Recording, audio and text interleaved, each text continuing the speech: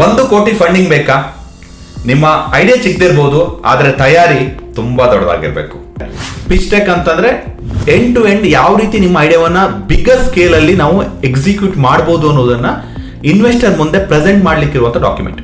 ಆ ಡಾಕ್ಯುಮೆಂಟ್ ಅನ್ನ ಕೂಡ ನೀವು ತಯಾರು ಮಾಡಬೇಕಾಗತ್ತೆ. ಇನ್ವೆಸ್ಟರ್ನ ಅಪ್ರೋಚ್ ಮಾಡ್ತಿರ್ತೀರಾ, ಅವರಿಗೆ ನೀವು ಎಷ್ಟು ಸ್ಟೇಕ್ ಅನ್ನ ಬಿಟ್ಕೊಡ್ಬೇಕು, ಎಷ್ಟು ಪರ್ಸೆಂಟೇಜ್ ಆಫ್ ಸ್ಟೇಕ್ ನೀವು ಬಿಟ್ಕೊಡ್ಬೇಕು ಅನ್ನೋದು ತುಂಬಾ ಇಂಪಾರ್ಟೆಂಟ್. ನಿಮ್ಗೆ ಇನ್ನೂ ದೊಡ್ಡ ಅಮೌಂಟ್ ಬೇಕಾದಾಗ, ಒಂದು 10 ಕೋಟಿ 20 ಕೋಟಿ ಅಥವಾ 100 crores ಆಫ್ ಇನ್ವೆಸ್ಟ್ಮೆಂಟ್ ರಿಕ್ವೈರ್ಮೆಂಟ್ ಇದ್ದಾಗ ನೀವು ವೆಂಚರ್ ಕ್ಯಾಪಿಟಲಿಸ್ಟ್ ಕಂಪನಿಗಳನ್ನ ಅಪ್ರೋಚ್ ಮಾಡಬೇಕಾಗುತ್ತೆ. ಅವ್ರು ಇನ್ವೆಸ್ಟ್ಮೆಂಟ್ ಮಾಡಬೇಕು ಅಂತ ಬಯಸಿದ್ರೆ ಅವ್ರು ಯಾವ ರೀತಿ ಮಾಡ್ತಾರೆ ಅಂತಂದ್ರೆ ನಿಮ್ಗೊಂದು ಡಾಕ್ಯುಮೆಂಟ್ ಅನ್ನ ಕೊಡ್ತಾರೆ. ಅದನ್ನ ನಾವು ಟರ್ಮ್ ಶೀಟ್ ಅಂತ ಕರಿತೀವಿ.